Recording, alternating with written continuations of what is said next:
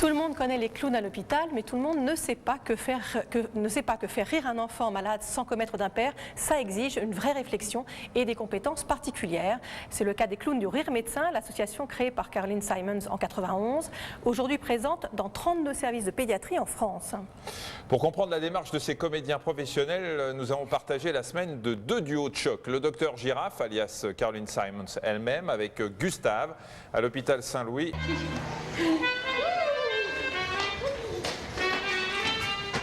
C'est un remue-ménage auquel les équipes médicales sont habituées. 2 fois par semaine, Dr Giraffe et Gustave sèment la zizanie dans le service. Ce matin, Giraffe a demandé Henry, 15 ans, en mariage. Il vient de subir un examen douloureux et l'intervention des clowns va lui permettre d'évacuer son stress. Dr Giraffe, alias Caroline Simons, est à l'origine du Rire Médecin. Son but est bien sûr de distraire les enfants, mais pas seulement.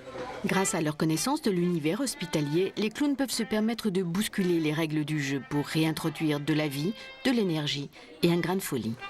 Le silence est flagrant le matin quand on arrive. Je veux dire, il faut oser percer le silence hôpital. On est vraiment dans une mission à la fois théâtrale, un théâtre d'urgence, où il y a un vrai besoin de rééquilibrage dans le village. Je dis, le fou a toujours fait ça. Il était le soupape du roi. Ah là, je ne dis pas que le roi, c'est le chef du service, c'est peut-être l'enfant. C'est peut-être l'enfant, quelque part.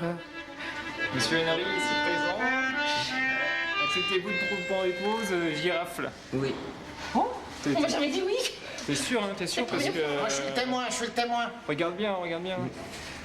Tu dis oui quand même? Non mais parce qu'il a eu du masque là, il y a 10 minutes. Il est courageux. Respire bien, tu vas voir les effets du masque qui vont partir. Ici, les clowns sont vécus comme des alliés précieux par les soignants.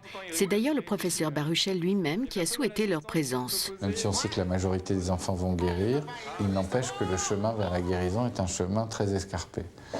Et que avoir, malheureusement que 2 fois par semaine, la présence de comédiens qui vont venir vers eux, qui vont les sortir de leur chambre et montrer aux parents que leurs enfants restent des enfants doués d'intelligence, de sens de la vie, de sens du rire, d'oubli du drame. Ça, c'est d'une richesse extraordinaire. Je pense que c'est ça le premier rôle pour moi des clowns dans les services. Elle entre encore pour jouer, ou peut-être juste pour être là.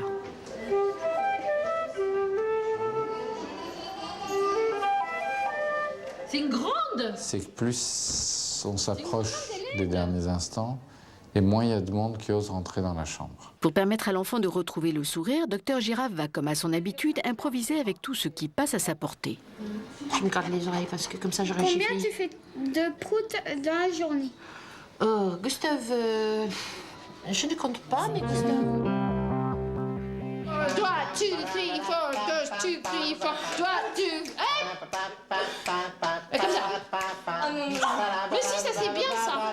Ça jette de jus. Dans cette chambre, c'est Guillaume, 16 ans, qui est hospitalisé pour une leucémie, mais c'est Victoria, une de ses amies, qui va créer la surprise. Je veux voler ton sac. Oui, il faut pas vous montrer. C'est vrai? C'est qui? C'est en fait, je sais pas, parce que j'ai été hospitalisée dans cet hôpital. Ah bon? Ici? Oui, et pour même que lui. Ah bon? Et en fait, je voulais savoir si c'était vous sur la photo, je sais pas. Mais oui, c'est la girafe! Mais oui, c'est moi! Mais oui, regardez! Victoria.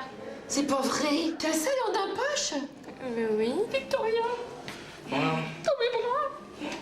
Et où t'as les cheveux qui